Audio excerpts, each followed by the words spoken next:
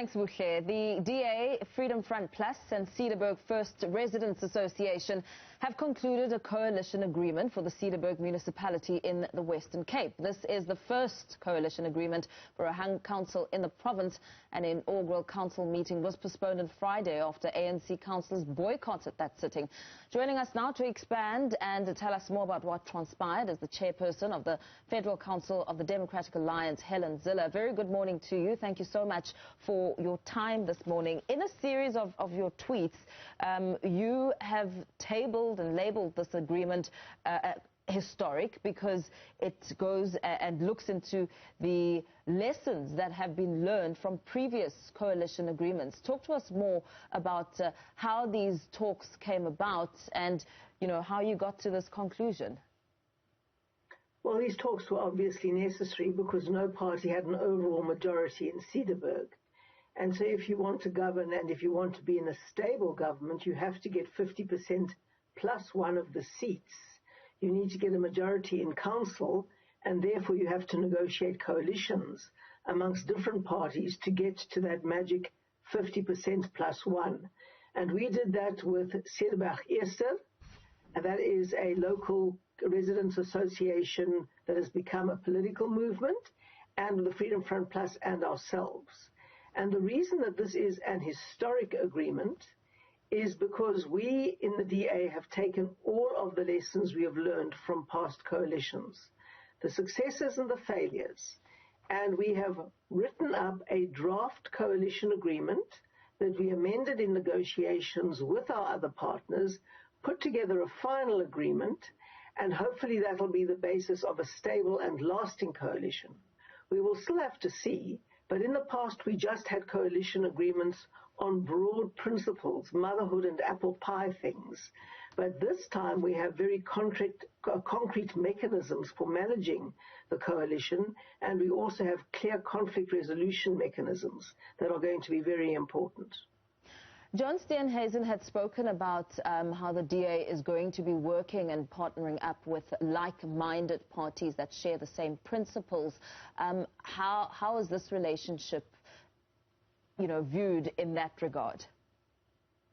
Well, we had four key principles. We had constitutionalism and the rule of law, and both those other parties say that they are absolutely committed to those principles.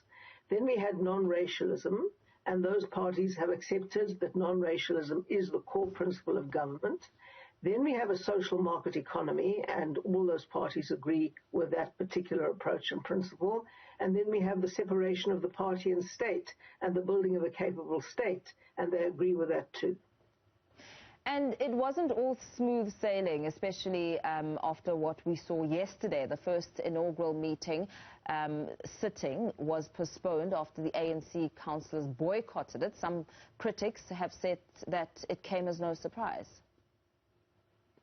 Well, of course it comes as no surprise when the ANC boycotts and doesn't get its way in an election. I mean, the ANC always thinks that if they don't win an election, the electorate somehow made a mistake, and it's the ANC's job afterwards to try and correct it by undemocratic means. We've just had an election. The ANC lost fair and square, and they don't want to accept it now. And we find all kinds of mechanisms and means to disrupt legitimate coalitions that have been formed.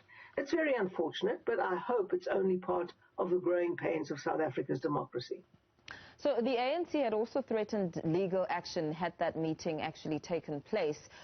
What's going to happen in your next sitting? Are we likely to see Dr. Ruben Richards elected as mayor? Well, I hope so. He should be elected as mayor. That is fundamental to our agreement, that he should be the mayor. And we've signed that agreement and sealed that agreement. Obviously, there has to be due notice given of the council meeting. My understanding when I met the three parties the day before yesterday was that due notice had been given. I checked that point very particularly. The ANC contested that idea, and they wanted to boycott that meeting on that basis. So we've had to postpone it. One of Cederberg Eerste's people was going to go abroad for a while next week. He's a businessman and had business matters to conclude abroad. He's now had to cancel his trip to be there for the first meeting. So we are very, very used to the ANC's tricks when they lose an election. And while not knowing the basis of the legal action they want to take, I see it very much as part of the same pattern. Still, in our conversation with elections, I mean, just 12 days ago, you were manhandled at a voting station in Bethelsdorp. I understand that you opened a case of assault. What's happened to that matter? Well, I'm being interviewed next week about it, so I hope it will go further. The Independent Police Investigative Directorate is going to be interviewing me next week, and I'm looking forward to that. And, you know, just on that basis, I mean, we saw a lot happening on election day. We saw one of our own journalists here at Newzroom Afrika also harassed and manhandled. What sort of tone do you think it set for the elections to have officers treating people like yourself and journalists in that manner? Well, it's very unfortunate. You know, it starts with the IEC.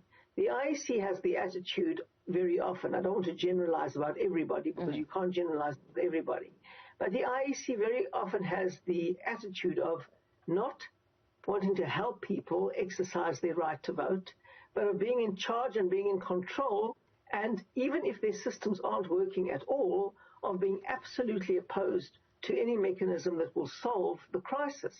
Now, we had people standing in queues for up to 5 to 6 hours on election day. There's a very simple mechanism to shorten that waiting period, and that is to divide the queue into two on the basis of surnames.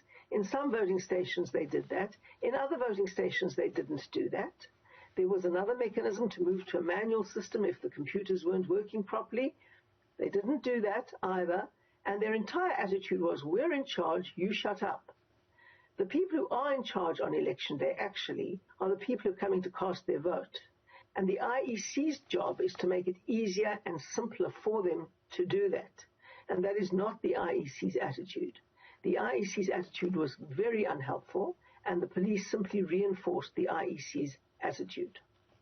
Now, as the DA fights to keep the ANC out in the cold when it comes to coalition talks, what are the plans in some of the other areas, like Tshwane, you know, where you're hoping, of course, to still remain, well, resonating with the community members? Well, we'll see what happens there. I mean, you know, we've learned some very, very important lessons from the past. And the most important lesson we've learned is it's better to be in opposition than to be part of a failing government.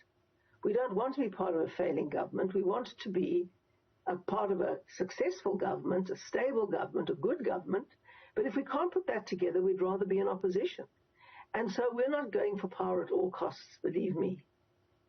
And what are are there absolutely no prospects of the DA, you know, speaking to the ANC, going into bed with the ANC, as the term has been used very loosely this week?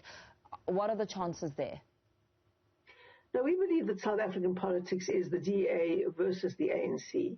The ANC has got very incompatible values with the Constitution and with many other things.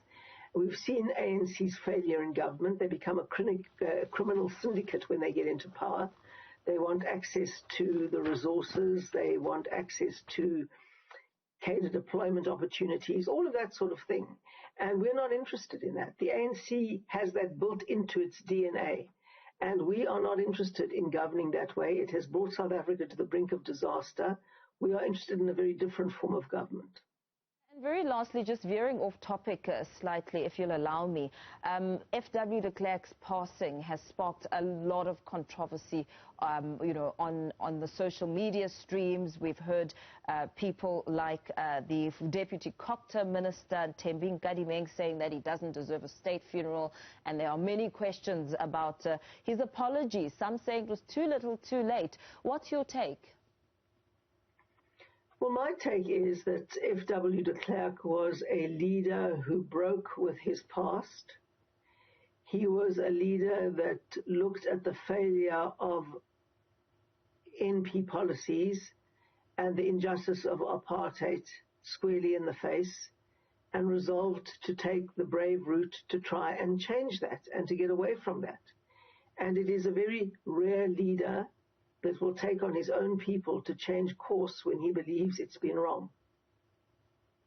And when it comes to the talk about the legacy he may leave behind, I mean, there's also mixed reviews and reactions there. What do you believe may be the legacy that FW de Klerk leaves behind?